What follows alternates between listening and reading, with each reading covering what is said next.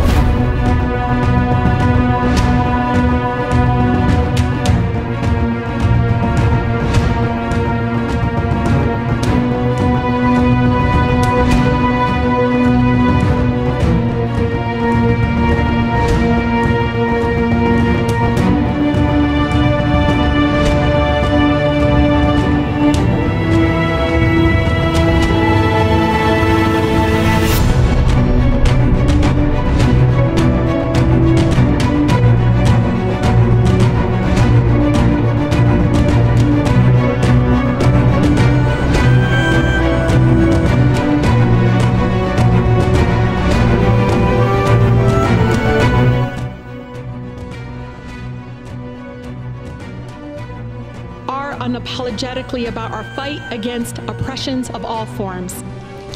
And colleagues, Palestinians aren't going anywhere no matter how much money you send to Israel's apartheid government. It is our duty to end the apartheid system that for decades has subjected Palestinians to inhumane treatment and racism.